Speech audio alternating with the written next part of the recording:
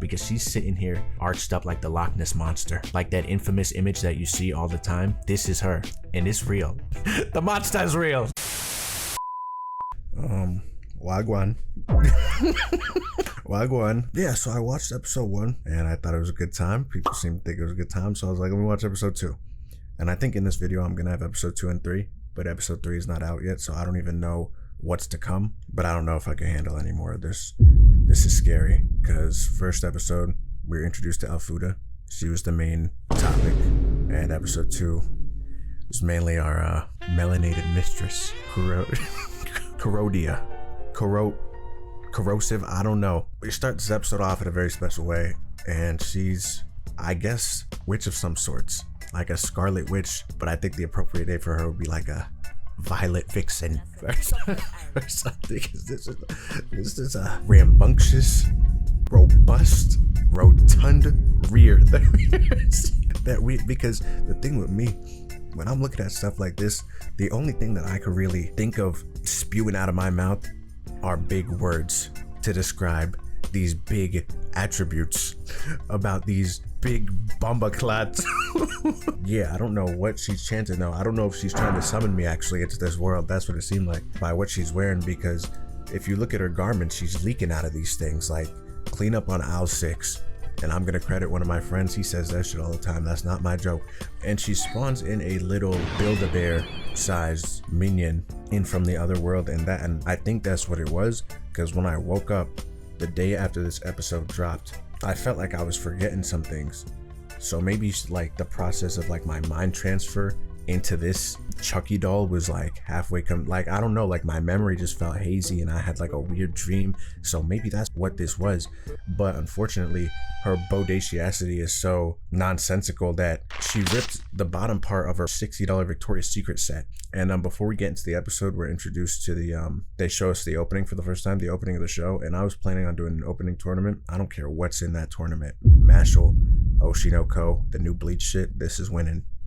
I'm just gonna say it now, this will be the victor, and not because of the music, by the way. And I think we all know this, I don't have to explain myself. It's not gonna be because of the music. I just want to like build a good rapport with the show, so maybe when Corota is casting more of these spells and trying to like summon some shit, like a summoning circle just spawns under me one day and boom, I'm here for some reason. And I think that would be the best solution for them, because Tomato is not getting his job done, and I'm gonna get to him. Like, he's doing what he's supposed to do in the realm of physical therapy, sure, but if I was in this world, they'd have to hunt me down and put me on America's Most Wanted list for malpractice, because he's shopping in the store, Alfuda comes in, what's she buying? Fries.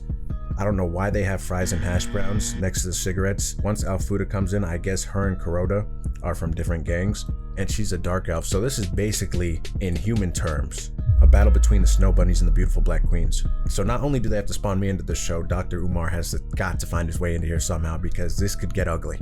They eventually settle down. Tomato explains what's going on and explains like how he knows Alfuda and how he helps her out in terms of body shaping. That's what he calls his job. So I mean, see, this is what I'm saying. He thinks he's slick. Very like particular names we're using, body shaping. That just seems like the title a horny nigga would roam the streets using. Corota's run into an issue actually, and this is what I was saying why I would be arrested for malpractice. And she's basically explaining what she's got going on, and she transforms to kind of show him her predicament. Yeah, we have an issue. Big one, actually. We have a massive bumbaclat issue. This is what I was saying earlier, how I may or may not be the guy to handle this job for her specifically, because in order for her to cast a spell, the clothing and the garments that they provide her with, like, she has to be a certain size to produce meaningful and powerful spells. And I guess every time she transforms back into this form, the problem is she keeps busting out of this shit. I can't even, no, I can't even. Oh God, see, I don't know if y'all boys do this. Me don't know if y'all do this. With the King's Hawaiian rolls, you have to like warm them and bake them actually and butter them up. And we get a shot from the floor. Cameraman did immaculate with this one, by the way. He was like on his shit. He's on his shit with a lot of shows, but this is one of his best works. The way this shit is formed right now, this looks like a 6 to 8 pack of these King Hawaiian rolls that have been like crushed at the bottom of the shopping cart. So that's why there's that unevenness there. I could hear my family from generations ago actually really, they're talking to me with this one. They're talking to me with they're talking to me with her, and I think it's the melanin. The melanin, the voluptuosity, it's just a vicious mixture. This is too much. Like, I'm looking at this, I want to start like screaming. I just want to start screaming. And I know with like Alfuda, I was like talking crazy, but Kudasai, whatever her name is, if she asked me to commit a crime, I'm committing it. And that's just off of impulse. That's why I have to really like ground myself here and get my faculties straight, because see, it's coming out. And it's making me sweat. I'm sweating bullets and I'm hyperventilated. I don't even know what to do, bro. And I'm looking at the show rating too, and it's still 4.1. I don't know what you niggas are thinking. I'm gonna be honest. If anything, this is a 4.1 magnitude earthquake, maybe. And that's on the lower end of shit. Once her gluteus starts moving on its own and busts through the string, that's at least a 7.8. This is catastrophic earthquake, tsunami levels of act. But yeah, so this is what I was saying, because she's having an issue saying that she wants Tomato to use his powers to help her kind of sculpt her body to make her butt a lot smaller, and I would have done the opposite. I would have scammed her straight up. That shit would have doubled in size by the time we're done. Because if she had enough mana to bring me into this world, thinking about it, I don't want her to take me out of it. So I need to do everything in my power to prevent her from casting any more spells. But no, so he starts giving her the whole routine, calf raises, massaging her ankles, has her squatting at work, and she's hitting them. She's absolutely hitting them. And she oh my goodness. There's so much junk in the trunk that she rips through the American Eagles. And then her and Alfuda start going out about why her butt's so big, why Alfuda's stomach is so big. And I'm just like, why don't we love each other? And that's what Tomato said. I mean, like, he tries sneaking himself in here like he's some innocent novice. Yeah, no, ladies, some men are surprisingly into plus size girls, and I'm one of them. Guilty as charged. Guilty as charged. I'm one of them. I'm not saying that like I have a crush on any of you at all. That's not what I'm saying. But Corota, like, for example, you take one more step closer to me as you're doing those squats, this cashmere sweater is coming off, and this shit is 150. You know, and Alfuda, I love that stomach, and I just want to take a nap on that shit. And then I guess Alfuda and Corota are kind of disgusted by it almost, because Alfuda says they like shining dark meat buns. Almost seems racist. And then Corota says they're into bloated frog stomachs. Yeah, man, the gal finally get it, you know?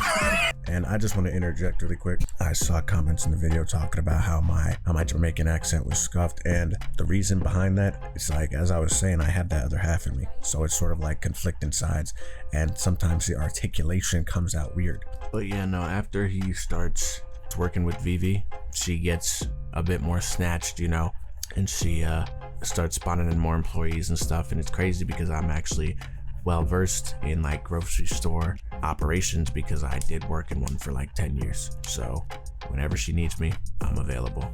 But we then find Cece from Code Geass, and I guess she's just been eating her oats. She's about to rip through her Levi's as well. And I guess according to Alfuda, this girl is like a humanoid plant who, with more sunlight, gets more bodacious. And then I guess he figures out a way to allow her to like slim down a little bit and protect herself from the sunlight. Very simple, actually, an umbrella. But in the mix of all this, he flaked on the director again. What the fuck is his problem? This is what I'm saying. He's losing the opportunity of a lifetime. But no, his conclusion was she has bad postures. So he did some research on some 50 Shades of Grey shit and brought out a contraption that looks like it would be used for the bedroom. This is what I'm talking about. This is like 3 strikes, you're fucking out. I'm telling you, the plot twist, we're gonna be 17 elves deep. They're all gonna be introduced, and he's gonna be on some moodiest shit. But this is what I'm talking about. Out in broad daylight. Like, he has something, there's something going on. I had you wear this on the outside to remember the steps on how to wear it. Like, what type of reasoning is that? What's he even saying? We're out in Tokyo's busiest intersection right now, and you have me putting on a fucking 50 Shades of Grey fit on right now. This nigga's 50 Shades of Horny. And then he gives her a fucking umbrella. And she gives him 2 tickets to the hot spring. And then I guess there's rumors about this hot spring that in the nighttime an Oni appears there. And that Oni just happens to be the wife of a Baki character. And we see a small snippet of her chest area. And those things do not hold milk. I can assure you that right now. Those shits are holding pre-workout and bang energy. But I'm assuming she's going to be the focus of next episode. And I don't know if I'm going to be here for it. And if this video has any more time to it, then I probably am here for it. Yeah, no, I just finished watching episode 3. I'm done with this show. I'm calling it a quits. I'm done. I don't even know why I didn't think we were going into hot spring territory after episode 2. I think I was just so like discombobulated after seeing Corota in like her magician's attire. We start this episode off, Elfuda's walking around the hot spring or the spa, whatever you want to call it, kangaroo pouch in front, and I like that.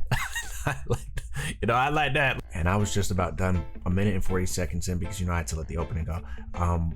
When Corota was sitting here, I don't know why the bath water is brown like this. I'm gonna blame it on the Build-A-Bear ass nigga, and I'm sure he's like stinking this. It doesn't even matter what the fuck's in this murky water, because she's sitting here arched up like the Loch Ness monster, like that infamous image that you see all the time. This is her, and it's real. The monster is real. And it's big and dangerous. And in this episode, they don't even care. Like, we were getting like sneak peeks, everything.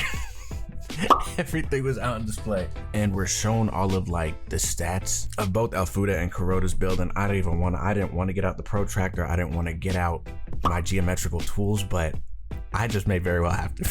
Don't get me wrong, Elfuda, I'm not turning that down, but I'm looking at Corota, and she's built like an uppercase cursive S. It just makes sense. It makes sense. Just trust me, and that's what I'm talking about. My bottom lip is quivered. I don't even know what to do. Like, I'm really... And so her and Elfuda go into the actual sauna part of the hot spring or whatever. I don't even know where the fuck we're at, to be honest. And we're introduced to Olga, who is the rumored ogre that was taking up space in the sauna. And I was saying, I don't know how to feel about her, because I like her voice. I like the way she's talking. She's confusing me a lot right now. Yeah, and I'm gonna be honest, I don't think I'm ever going to be able to get over what the fuck Corota's got going on. I'm going, like, there are gonna be dreams had about this. Like, this is monument. This is a monument. This is just something for the history books, honestly. And this episode was really, it just kept getting like not worse in a bad way. It just kept getting worse though, because they're sitting down on the bench. That shit's too hot for them, and then they're face down on the floor. I don't even want to like describe what's going on, because I think I'm going to get taken down. And Olga's just tanking this heat like a fucking titan. And I'm looking at this shot, and this is just 3 natural disasters in this room. I was saying that Corota had like a tsunami, earthquake, and fucking catastrophe attached to her name. Olga is a fucking category 5. Olga's a category 5 hurricane, and Elfuda is a volcanic eruption. Like, I don't even know how to even survive this. I'm not surviving a night with all 3 of them. So I don't even know if I got one in me. I'm gonna be honest. Definitely not Olga. She'd kill me. If me and her went in the bedroom together, she'd start benching me or something. But either way, like, I like the way she speaks again. So I don't, like, what does she want me to do here? And I'm like, it's just something about Corota and her golden brown. Like, you could tell she uses that Vaseline lotion Cocoa Radiant. You could just tell, like, you could just tell looking at her. I don't know, she's special, but I'm like, I'm feeling very melodic right now. So I'm gonna have to hop on another one. I know I have to go for round 2. Listen. Big bomba clots. I put my hand in the air, wave them back and forth, and honestly, I don't care. I look at Corota, she's got lavender hair, lavish. Oh my gosh, I stopped and stared.